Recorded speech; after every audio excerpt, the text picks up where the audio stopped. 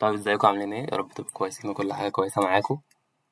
أنا عمر عبد العال وده بارت 1 من فاينل ريفيجن الماس. أنا إن شاء الله عاملها لكم على 4 مراجعات. ده بارت 1، ده عبارة عن البيزكس اللي انتوا كنتوا محتاجينها من ماس 1. أنا شرحت في الفيديو ده derivatives، تمام؟ إن شاء الله كل حاجة علينا يعني، ما كنتش نسيت حاجة. وشرحت ازاي تجيب الماكسيمم والمينيمم بوينتس والكلام ده. وشرحت ايه كمان؟ وشرحت الانتجريشن، بس طبعا مش كله، شرحت كام شكل بس عشان هنتعمق بعد كده في الأجزاء التانية من المراجعة. طيب الفيديوهات دي صدقة جارية على روح جده الله يرحمه، توفى يوم الأربعاء اللي فات من كام يوم يعني، معرفش الفيديو ده هينزل امتى، بس توفى يعني من كام يوم. فبعد إذنكم ادعوله وبس، يعني دي حاجة هتبسطني جدا يعني. أي حد عنده تعليق أو عايز أظبط أي حاجة في الشرح أو أي حاجة يبعتلي، أنا حطيت رقمي في آخر الفيديو، ماشي؟ وبس إن شاء الله أول بارت ده هينزل لكم بدري. بالتوفيق. يلا نبدأ المراجعة. طيب نبدأ بقوانين الديريفاتيف الأساسية. دلوقتي لو أنا بعمل ديريفاتيف لقيمة ثابتة، قيمة ثابتة زي إيه؟ أي حاجة، 5 مثلا، 5 الديريفاتيف بتاعها هيبقى 0. ليه الديريفاتيف بتاع ال5 0؟ عشان ال5 دي رقم ثابت، يعني ال5 دي دلوقتي 5 وكمان شوية هتبقى 5 وكمان 40 سنة هتفضل 5 برضه. طب ما أي حاجة بتفضل ثابتة؟ لا، مش أي حاجة بتفضل ثابتة. عندك مثلا المتغيرات اللي هي الفاريبلز، اللي هو مثلا x أو y أو أي متغير. أي متغير الديريفاتيف بتاعه بيفرق. يعني أنا مثلا دلوقتي لو بعمل ديريفاتيف للx with respect to x هيبقى 1، ولو بعمل derivative لل y with respect to y هيبقى 1 برضو. طيب كنت عايز افضل في حتة الكونستانت دي شوية بس هنرجع لها تاني. طب انا دلوقتي لو بعمل derivative ل باي، تقدر تتوقع الديريفاتيف بتاعي هيبقى ايه؟ 0. ليه 0؟ عشان الباي ده رقم ثابت، قيمة ثابتة، 22/7 ما بيتغيرش. طيب عندك برضو قيمة ثابتة تاني عندنا في المنهج يعني اسمها e. ال e ده رقم ب 2.7 باين، او مش عارف نيجاتيف، مش قصتنا قوي، بس هو رقم ثابت. طيب الديريفاتيف بتاع ال e 0. طيب ماشي، ايه تاني قيم ثابتة؟ في اشكال كتير بس انا مش مجمع منها حاجات تانية، بس اي قيمة ثابتة الديريفاتيف بتاعها 0، يعني اعقلها انت بقى. طيب نيجي دلوقتي، انا دلوقتي هشتغل with respect to x، تمام؟ ماشي. ديريفاتيف ال x 1، ديريفاتيف ال 2x بجيبه ازاي؟ باخد الكوفيشنت اللي جنب ال x. ايه اللي جنب ال x؟ 2، وفوق هنا اللي جنب ال x 1، طالما مش مكتوب حاجة يبقى فيه 1. طيب لو بجيب دلوقتي ديريفاتيف ل 7x، الديريفاتيف بتاعها هيبقى 7 ببساطة. ماشي. طب باي x، الديريفاتيف بتاعها باي. ليه؟ ما انا بعمل باي ده على انه رقم، ده رقم ثابت، واصلة؟ طيب نعمل ديريفاتيف لايه دلوقتي؟ ل 3x باور 2. الديريفاتيف بتاعها بيجي ازاي؟ بنزل الباور، بضربه في الرقم اللي جنب الاكس، تمام، وبنقص واحد من الباور. يعني ايه؟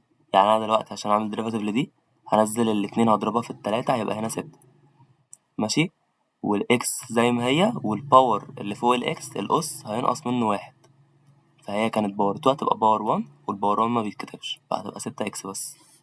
ده الديريفاتيف بتاعها. طب ناخد واحدة كمان على نفس الفكرة، نقول مثلا 5x باور 5. الديريفاتيف بتاعها هيبقى ايه؟ الفيرست ديريفاتيف هنزل الباور هضربه في ال5 وانقص واحد من الباور، 5 في 5 25 x، والباور كان باور 5 هنقص من ال5 واحد هتبقى 4. تمام؟ تمام. نخش على الحتة اللي بعدها. لو بضرب فانكشن في فانكشن، يعني ايه؟ يعني مثلا لو معايا ايه مثلا 2x مضروبة في 6y. طب أقول لكم على حاجة ثانية عشان أنا مشرحتش. لو بجيب اللي اسمه ايه الإمبليسيد وكده. طيب دلوقتي لو أنا شغال with respect to x، لو أنا بعمل derivative بالنسبة ل x وعايز أعمل derivative ل y، derivative هيبقى ايه؟ مش هيبقى واحد، لأ مش هيبقى واحد، هيبقى ايه؟ الديريفاتيف هيبقى دي واحدة دي واي دي اكس. دي الحاجة اللي أنا بعمل ديريفاتيف with respect to يعني ايه الكلام ده؟ يعني أنا بقولك دلوقتي لو أنا بجيب معدل التغير لإكس بالنسبة لإكس هيبقى واحد، ما هو بيتغير واحد كل فترة بقى، معرفش الفترة دي قد ايه. طب لو بعمل ديريفاتيف للواي، لأ بقول دي واي دي اكس. طب تعالوا نجيب ديريفاتيف لحاجة تانية، نقول مثلا 3y. هعملها ديريفاتيف ازاي؟ مش دي لو كانت اكس كنت هقول ان الديريفاتيف بتاعها 3، بس دي 3y. هقول نفس الكلام 3 بس ايه دي y دي اكس. ليه عملت كده؟ عشان دي بالنسبة دي y قصدي، وانا بعمل ديريفاتيف بالنسبة لاكس. حلو حلو ماشي. ناخد اخر واحدة زيها، نقول مثلا لو بقول 3y باور 4 وعايز اعمل لها ديريفاتيف بالنسبة لاكس عشان تفرق. لازم قبل ما تعمل ديريفاتيف تعرف انت بتعمل ديريفاتيف بالنسبة لمين. طيب هنزل الباور، هتبقى 4 في 3 12. واي هتنقص من الباور واحد، كانت 4 تبقى باور 3. ماشي بس ما خلصتش كده، هتكتب ايه دي واي دي اكس. ماشي. عايز اقول لكم على حاجة كده برضو. لو قلت لك واي داش هي دي واي دي الفاريبل اللي انت بتعمل له ديريفاتيف بالنسبة له، يعني دي اكس مثلا. ماشي. في الحالة اللي احنا شغالين فيها الواي داش هي الدي واي دي اكس. طيب والاف اكس في الأغلب بتبقى الواي عندنا، يعني معدل تغير الإكس هو بيبقى الواي. طيب ممكن المسميات دي تفرق، ممكن تتغير قصدي، ممكن تتغير، بس هو في الأغلب احنا بنشتغل كده يعني. طيب هنعمل ايه كمان دلوقتي؟ هنقول بقى المالتيبليكيشن رول بتاع الديريفاتيف اللي هو ايه. لو مثلا بقولك 2x مضروب في 3y، هتجيب ديريفاتيف دي ازاي؟ أول حاجة بتثبت واحد فيهم، يعني أنا مثلا هثبت ال 2x، هقول 2x مضروب في ديريفاتيف التلاتة واي. ديريفاتيف التلاتة واي 3 واي داش، مش لازم اكتب دي واي دي اكس، واي داش اسهل. ماشي في قوس زائد. مش انا المرة اللي فاتت ثبت الاتنين اكس؟ لا المرة دي هثبت التلاتة واي واعمل العكس. هقول هنا 3 واي مضروبة في الاتنين اكس الديريفاتيف بتاعها 2 يبقى 2. تاني كده انا عملت ايه عشان حسيت انها تهت مني شخصيا؟ هقول لكم. معايا قيمتين، معايا مثلا f of x دي دالة مضروبة في g of x دي دالة تانية. عشان اجيب المالتيبليكيشن رول بتاعهم، لو عايز اعمل لهم، لو هما مضروبين في بعض عايز اعمل لهم ديريفاتيف، هعمل ايه؟ هثبت واحد، يعني مثلا نقول ان انا هثبت ال f of x مضروبة في ال g dash of x بلس العكس بقى. دلوقتي هعمل ال f dash of x بلس مضروبة قصدي في ال g of x. المكان مش جاي دي، مضروب في ال g of x. الفكرة كلها في ان انا بعمل ايه؟ بثبت واحد وبعمل للتاني ديريفاتيف بلس بثبت اللي عملت له ديريفاتيف مع ال بلس التاني. مش عارف واضحة ولا لأ، بس هقولها مرة كمان. دلوقتي مثلا 3 واي مضروبة في 5Z. أول حاجة هثبت واحد، هثبت التلاتة واي، هقول 3Y ماشي مضروبة في 5Z الديريفاتيف بتاعها 5DZ. أنا كتبت دي واي، 5DZ ماشي. أنا بعمل دلوقتي ديريفاتيف بالنسبة لإكس، ده في براكت بلس. أنا المرة اللي فاتت ثبت التلاتة واي، لأ دلوقتي هعمل لها ديريفاتيف التلاتة واي، 3DY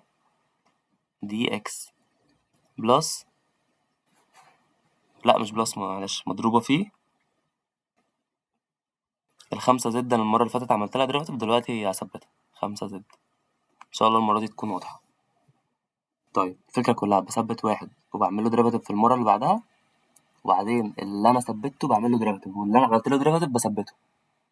حلو حلو. القانون هوريه لكم في الورقة اللي معايا دي.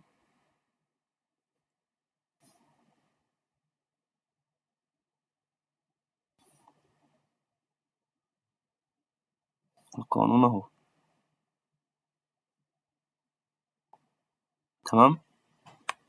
تمام ماشي. اللي بعده الديفيجن رول. لو أنا معايا مثلا زد على واي وعايز أعمل لها ديريفاتيف، دي دالة عايز أعمل لها ديريفاتيف، هعمل لها ديريفاتيف إزاي؟ أقول لكم دلوقتي. أول حاجة أنا هسمي الفانكشن اللي معايا فوق up، هرمز لها بيو، والفانكشن اللي تحت هسميها down، هرمز لها بدي. ليه؟ عشان كده هتبقى أسهل بالنسبة لكم. طيب فوق ممكن يكون في أي حاجة، وتحت ممكن يكون في أي حاجة، مش دي المشكلة. القانون بقى بيقول إيه؟ لو أنا عايز أعمل لدي ديريفاتيف هعمل إيه؟ هنزل بفراكشن كده وهكتب تحت down سكوير، down في derivative up minus up في derivative down. إيه اللي أنا كتبته ده؟ بص، مثلا لو أنا معايا فوق هنا y على z، هعمل الكلام ده إزاي؟ أنا هعتبر إن الزد دي اسمها down اللي هو هرمز لها بدي، واللي فوق دي هرمز لها دايما بيو اللي هو up. ماشي. القانون نفسه بقى كان بيقول إيه؟ القانون بيقول إن أنا هفتح فراكشن وهحط تحت داون سكوير. يعني إيه داون سكوير؟ يعني اللي موجود تحت أس 2، وفوق هحط إيه؟ داون برضو، اللي هو داون من غير ما أعمل له ديريفاتيف اللي هو ده، هحطه تاني فوق مضروب فيه ديريفاتيف اللي فوق، ديريفاتيف اليو ماشي، ماينس أب في ديريفاتيف داون اللي فوق في ديريفاتيف اللي تحت. ده قانون، لو لقيت سؤال عليه أبقى أحله برضه في الفيديو ده إن شاء الله. ماشي. بعد كده بقى إيه؟ عندك التريجنومتريك فانكشنز اللي هي إيه؟ اللي هو مثلا ساين يو ماشي. الساين يو الديريفاتيف بتاعها، تعال نزل تحت كده استعمل عشان الحاجات دي بتوجع لي يعني. الساين يو الديريفاتيف بتاعها كوساين يو مضروبة في اليو داش. يعني ايه الكلام ده؟ يو دي يعني أنا مثلا دلوقتي لو قلت لك ساين 3x، 3x دي اسمها يو ماشي. طيب لما اجي اجيب الديريفاتيف بتاع الساين يو هقول الدالة عمرها ما بتتغير يا جماعة ماشي. اليو دي عمرها ما بتتغير من ساين لكوزاين لتان لأي حاجة ماشي. يعني هي دلوقتي لو ساين 3x هتبقى كوزاين 3x بس مضروبة في ايه؟ يو داش. ايه اليو داش دي؟ ديريفاتيف الدالة نفسها. طب ديريفاتيف الدالة هنا ايه؟ ديريفاتيف الدالة هنا 3. طب مثلا لو انا هجيب دلوقتي ديريفاتيف، هكتب لكم فانكشن ونعملها ديريفاتيف دلوقتي. ساين 5x ديريفاتيف الكلام ده ايه؟ ديريفاتيف الساين كوزاين ماشي. والزاوية عمرها ما بتتغير، تفضل برضو كوزاين 5x زي ما هي، بس مضروبة في ايه؟ في ديريفاتيف الزاوية. الزاوية هنا كام؟ 5x الديريفاتيف بتاعها 5 بس. طيب ديريفاتيف ايه كمان دلوقتي هناخده؟ احنا خدنا ديريفاتيف الساين كوزاين. طب ديريفاتيف الكوزاين، كوزاين يو، ديريفاتيف الكوزاين نيجاتيف ساين يو مضروب برضو في اليو داش. حلو. ايه اللي فرق؟ الساين ديريفاتيفها كوزاين. طب الكوزاين ديريفاتيفها نيجاتيف ساين، دي ما تتلخبطوش فيها عشان هتتلخبطوا فيها اصلا كده في الانتجريشن. طيب ماشي. وبرضو مضروبة في اليو داش، متنسوش الحوار ده. طب نجيب ديريفاتيف لايه كمان دلوقتي؟ عندك هنجيب ديريفاتيف للتان. تان يو. ديريفاتيف التان سيك سكوير. سيك سكوير اليو برضو زي ما هي مضروب في اليو داش. ايه السيك سكوير ده؟ السيك سكوير ده مقلوب الكوزاين ان شاء الله، يعني لو انا فاكر صح يعني. ماشي. وسكوير يعني الدالة كلها أس 2. هو ده قانون. ماشي. انا شخصيا مش عارف جه ازاي، هو التان ديريفاتيف بتاع سيك سكوير. ماشي.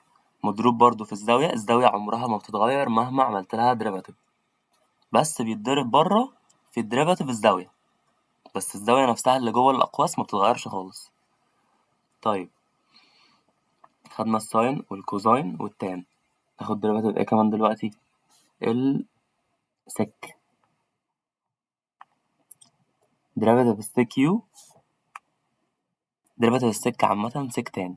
سك يو تان يو مضروب فيه برضو اليو داش. ماشي. قانون برضو، قانون يتحفظ. ماشي. ناخد ديريفاتيف ايه كمان دلوقتي؟ انا مش عايز اطول الفيديو ده عشان الحاجات دي المفروض خدناها قبل كده، فاللي كان مذاكر ماس 1 عارف الحاجات دي طبعا، ومش لازم اصلا يشوف الفيديو ده، انا اقول لكم كده برضو قبل ما انزله. اللي يشوف الفيديو ده اللي هو ما كانش ماس 1 متظبط معاه. طيب ديريفاتيف ايه كمان؟ الكوتان. كوتان يو. ديريفاتيف الكوتان نيجاتيف كوسيك سكوير يو مضروب في اليو داش برضو. قانون كوسيك ده مقلوب، هو مقلوب حاجة يا جدعان بس أنا مش فاكر مقلوب ايه. تمام. هي مش فارقة معاكوا عشان انتوا كده كده مش هتطلعوا قيمة، انتوا هتكتبوا الكلام ده، بس دي دالة برضو مقلوب حاجة فيهم عامة بس مش فاكر كانت ايه. طيب الكوتان نيجاتيف كوسيك سكوير. طب أنا قلت السك وقلت الكوتان، مقلتش السك والكوتان. والكوسيك. الكوسيك يو الديريفاتيف بتاعها نيجاتيف كوسيك كوتان، بس يو مضروبة في اليو داش. قانون برضو. تمام. طيب ديريفاتيف ايه بعد كده؟ بعد كده عندنا ديريفاتيف اللين. لين. ايه اللين دي؟ دالة برضو. طب ماشي. ديريفاتيف اللين ايه؟ الدالة اللي جوه اللين هنا، الزاوية قصدي، مش عارف مش زاوية أنا آسف. اللي جوه اللين عامة يو. لما بتيجي تجيب ديريفاتيف اللين بتقول يو داش على يو. يعني ايه الكلام ده؟ يعني انت بتمسك اللي جوه اللين بتعمل له ديريفاتيف وبعدين بتحطه تحت زي ما هو. يعني ايه مثلا لو انا بقول لك لين اكس بار 2، الديريفاتيف بتاعها هيبقى ايه؟ هتعمل الاكس بار 2 دي ديريفاتيف هتبقى 2 اكس على الاكس بار 2 برضه، ده ديريفاتيف الزاوية دي الفانكشن دي. ماشي. في شوية خواص برضه عن اللين بما اننا اتكلمنا عن اللين. اللين بيزحلق الباور. يعني ايه؟ يعني انا لو معايا لين اكس باور 2 اقدر اقول لك ان انا ممكن ازحلق الاتنين دي اجيبها هنا، اشخبط عليها من هنا واكتبها هنا. ليه؟ دي من خواص اللين. طب نفس الكلام لو معايا اتنين هنا كده اقدر اطلعها فوق برضه، احطها فوق كده واشخبط عليها من هنا. دي من خواص اللين. طب كان في ايه كمان عايز اقوله عن اللين؟ لين اي بيساوي 1. يعني ما عنديش تفسير ليها بصراحة، بس هو لين اي بيساوي 1 اعرفها عشان هتحتاجها برضو انت بتعمل ديريفاتيف لاي مثلا او اي باور حاجة. ايه كمان؟ طيب دلوقتي هناخد ديريفاتيف لو معاك روت. ماشي. لو معاك روت 2 اكس هتعمله ديريفاتيف ازاي؟ اقول لك على حاجة. هو ليها طريقتين. لو هو روت الاندكس بتاعته 2، طب انت هتعرف ان الاندكس بتاعته 2 الروت اللي مش عليه رقم هنا، يعني ده لو ده عليه رقم 3 ده كيوبيك روت. لا انا بكلمك دلوقتي على السكوير روت. السكوير روت تجيب الديريفاتيف بتاعه ازاي؟ تقول twice، لا ديريفاتيف ما بداخل الروت على twice الروت. يعني ايه الكلام ده؟ ايه اللي جوه الروت هنا؟ 2x. ديريفاتيف ال 2x ايه؟ 2 على 2 في الروت نفسه، 2x. قانون، تمام؟ يتحفظ كده وتجربوا عليه كام مسألة. ماشي، يبقى ديريفاتيف ما بداخل الروت على twice الروت نفسه. طيب كنت هقول ايه كمان دلوقتي؟ لو معاك x في الباور. يعني ايه الكلام ده؟ احنا خدنا لو معاك x باور 2 سهلة بتعرف تعملها ديريفاتيف. طب لو معاك ايه مثلا؟ لو معاك 2 باور x تعملها ديريفاتيف ازاي دي؟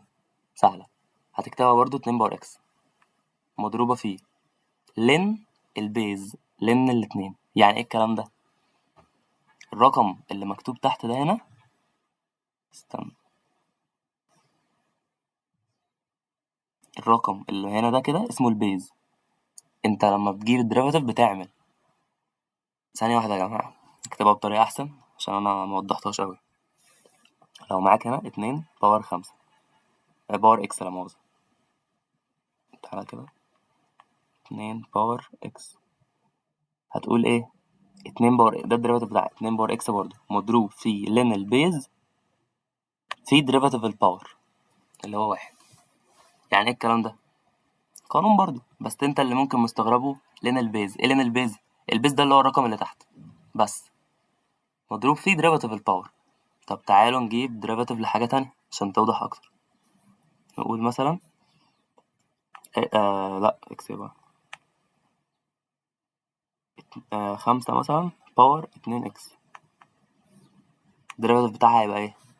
نفس الكلام برضو، 5 باور 2 اكس مضروب فيه لين البيز اللي هو لين 5 مضروب فيه ديريفاتيف الباور، ديريفاتيف 2 اكس 2. حلو حلو، ماشي. ايه كمان دلوقتي؟ طيب هقول لكم شوية معلومات كده. لو انا معايا 5 على اكس، الاكس طالما هي تحت ينفع تطلع فوق برضو. انا كده مش بعمل ديريفاتيف، تمام؟ انا كده بقول اللي بيساويها عشان ما تتلخبطوش. بيساويها، الخمسة تفضل زي ما هي فوق والاكس يطلع عليها باور نيجاتيف. دي هنا كانت باور 1 بقت باور نيجاتيف 1. طيب لو معايا مثلا 5 على 5 اكس باور نيجاتيف 3، الكلام ده بيساوي ايه؟ الخمسة اللي فوق دي هتفضل فوق برضو، والخمسة اللي تحت دي مضروبة في الإكس باور نيجاتيف 3 هتطلع فوق ببوزيتيف الباور عشان هي كانت نيجاتيف. ماشي، فهتبقى 5، القيمة اللي تحت دي كلها هتطلع برضو 5 باور إكس باور 3. ليه؟ عشان هي كانت نيجاتيف تحت فطلعت فوق بوزيتيف. تمام، 5 في 5 ماشي، مش 55. طيب ايه كمان؟ هقول لكم على شكل. لو انا معايا 1 على إكس وعايز اعمل لها ديريفاتيف، تيجي ازاي؟ تيجي بالقانون اللي احنا كنا قايلينه اللي هو داون سكوير، فوق في داون في ديريفاتيف اب ماينس اب في ديريفاتيف داون. ماشي، تيجي بالقانون ده عادي، بس انت هتعمل هنا خطوات كتير. انا هنا بصمج لك الديريفاتيف بتاع دي اللي هو ايه؟ نيجاتيف 1 على اكس سكوير، بس عشان ما تقعدش تعمل القانون كله. لو انت متلخبط او حاسس انك مش هتحفظ دي، خلاص اعمل بالقانون، خليك فاهم. تمام تمام، بس هي دي طريقة تخليك تبصمج البتاع بسرعة يعني. طيب حاجة كنت ناسيها، الديريفاتيف بتاع البراكت. لو انا معايا مثلا براكت كده جواه يو، تمام، عليه باور 3 مثلا، هعمله ديريفاتيف ازاي؟ الديريفاتيف بتاع الكلام ده بنزل الباور برضو وانقص منه 1، واليو جوه هتفضل زي ما هي مضروب في ديريفاتيف اليو. يعني ايه الكلام ده؟ بص، مثلا لو معايا براكت جواه 3x زائد 5، براكت ده باور 5، هعمله ديريفاتيف ازاي؟ هنزل الباور، الخمسة اللي في الباور دي هتنزل هنا، وافتح براكت احط جواه البراكت اللي جواه زي ما هو بالظبط بلس 5 وانقص منه 1 مضروب فيه، تمام، مضروب في ايه؟ ديريفاتيف البراكت، ديريفاتيف اللي جوه البراكت اللي هو كام؟ 3. ماشي ماشي. طيب نيجي دلوقتي لسؤال الماكسيمم والمينيمم اسمه ده الكريتيكال بوينتس. طيب السؤال ده بيتحل ازاي؟ هو بيديك فانكشن f of x equal الكلام اللي قدامك ده، وطالب منك انك تجيب له الكريتيكال بوينتس وتقول له هي ماكسيمم ولا مينيمم وكده. طيب هو السؤال ده خطواته ثابته وسهله. هتعمل ايه؟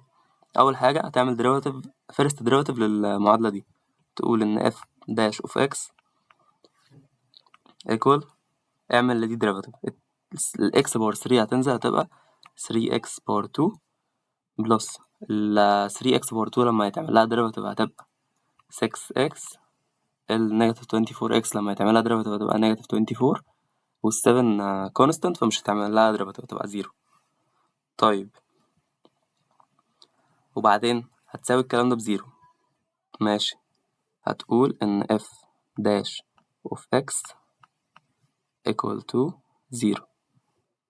طيب تعمل الكلام ده هتقول لي ايه؟ هتقول لي ان 3x سكوير، انا مش فاكر الكلام اوي، كان تقريبا كان بلس 6x minus 24 equal 0. عايز اتأكد بس ان الارقام صح. تمام ماشي. اول حاجة في المعادلة دي عشان تيجي تحلها، انت دلوقتي ممكن تقسم على التلاتة على المعادلة كلها. يعني هنا مثلا تقسم على 3، وهنا تقسم على 3، وهنا تقسم على 3، وهنا تقسم على 3. طيب وبعدين دلوقتي تنزل لي هنا هيبقى معاك x باور 2 بلس 2x minus 8 تقريبا 8 يعني equal 0. ماشي. طيب عشان تجيب قيمتين الإكس، هو هنا يطلع للإكس قيمتين مش قيمة واحدة. ازاي؟ عشان دي second degree، طالما هي second degree يبقى هتطلع قيمتين، يبقى هيطلع معاك هنا براكت مضروب في براكت equal 0. طيب هنا هيبقى في إكس وهنا هيبقى في إكس، القيمة بتاعة الإكس انت هتعكس إشارتها في البراكتس. تمام ماشي. طب أقول لك على حاجة، من غير أصلا قصة البراكت دي كلها، انت بتعمل كده عشان تجيب الإكس القيمتين بتوع الإكس. يعني هقول لك أنا تجيبها ازاي. أولا القيمتين دول هنقول مثلا هنقول x1 و x2 لو اتضربوا في بعض هيطلع لك -8، ولو جمعتهم على بعض x1 بلس x2 الرقم اللي هيطلع هيبقى معكوس إشارة اللي جنب الإكس هنا. يعني مثلا هقول لك على حاجة، كام في كام يديك -8؟ ممكن يبقى، تعالى نفضي بس الكلام عشان نبقى شايفين. هقول لك إن -4 في 2 يديك -8، وممكن أقول لك إن 4 في -2 بيديك برضو -8. فهو أنت دلوقتي محتار ما بين -4 و2 ولا 4 و-2. طيب إيه ممكن يفصل لك الحوار ده؟ إن الرقمين دول يكون حاصل جمعهم عكس إشارة اللي جنب الإكس. يعني إيه الكلام ده؟ هقول لك دلوقتي. تعال نفضي الحتة دي. بس أنت محتار دلوقتي ما بين الأربعة والاتنين، وفي واحدة فيهم جنبها سالب، أنهي واحدة مش عارف. طب هنعمل إيه؟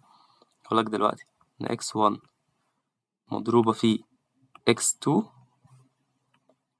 بيساوي -2. ليه قلت لك -2 وهنا في موجب؟ قلت لك سالب عشان قلت لك معكوس إشارة اللي جنب الإكس. طيب تعال نجرب كده. -4 مضروب في، لا بلس، لا مؤاخذة، أنا آسف. هنا وهنا في بلس وبلس 2 هيطلع لك هنا -2. هما دول الأرقام، يبقى الإكس الأولى أو إكس منهم، مش شرط تكون الإكس الأولى، في إكس منهم ب4 وإكس منهم ب2. تمام. يبقى خلاص نفضي الحتة دي كده ونكتب إن إحنا جبنا القيم خلاص. في إكس بتساوي -4 وإكس بتساوي 2. طيب دول الستيشنري بوينت اللي عندي، اللي هما الكريتيكال بوينتس. طيب وبعدين أنا جبت الكريتيكال بوينت، هعمل إيه دلوقتي؟ دلوقتي أنا هعرف كل نقطة منهم بتعبر عن إيه، ماكسيمم ولا مينيمم ولا سادل بوينت. طيب هعرف إزاي؟ شايفين المعادلة اللي هي 3x اللي هي اللي قدامكم دي أشاور عليها اللي هي دي، مش دي كانت الفيرست ديريفاتيف؟ أنا دلوقتي بقى أجيب لها السكند ديريفاتيف، أعمل لها ديريفاتيف تاني.